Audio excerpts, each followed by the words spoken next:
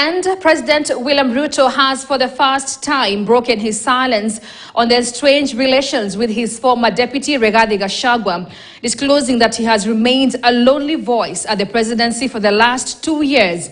The president elaborating that he has been the only voice explaining government projects and programs to the country. The president, who spoke during Professor Kindiki's swearing-in ceremony as the third deputy president, poured his frustrations that he needed his new deputy, Professor Kithure's intellect and voice to profile the government's projects. KTN senior political affairs reporter Daniel Kariuki attended the fete at the KICC and filed this story. The swearing-in ceremony of the third deputy president, Professor Kindiki, Friday, acted as a safe place for President William Ruto to spill the beans of his estranged relations with the former deputy president Rigathi Gachagua. President Ruto saying he was lonely for 2 years.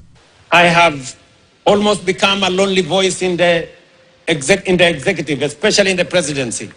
Speaking about our projects, speaking about our programs, elaborating on what we are doing. In his closest hint on why he cut ties with Gachagua, the head of state highlighted that he needed Kindiki's voice to profile the government's projects. I need your voice. I need your intellect to help me and to help members of our cabinet to profile the things we are doing, to speak to the things that we are doing. President Ruto listed some of the programs that have been running and which he suggested have never been made known to Kenyans, such as fertilizer subsidy program, expansion of irrigation projects, the new higher education funding model, the turnaround of the Kenya Power and Kengen. And in yet another indication on why he fell out with Gachagua, Ruto urged Kindiki to keep referring to his oath of office and that of the due execution of his responsibilities as the deputy president to serve all the people of Kenya.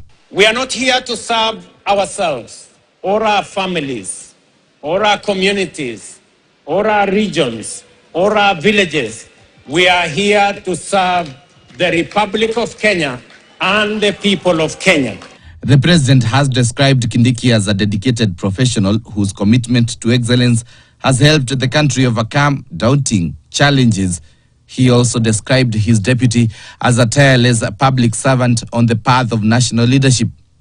Meanwhile, the president has called for partnership between the Office of the Directorate of Public Prosecution, Directorate of Criminal Investigation, and the judiciary to deal with any person who has been involved in corruption. So that the corrupt can be firmly, decisively dealt with in the Republic of Kenya, and the citizens of the Republic can get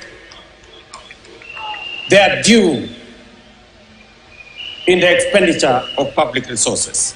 President William Ruto is optimistic that the next 3 years with Professor Kindiki as his deputy, he will manage to move the country forward and achieve much with his bottom-up economic model, even as the country gears up to the 2027 general elections. Daniel Kariuki, KTN News at KICC.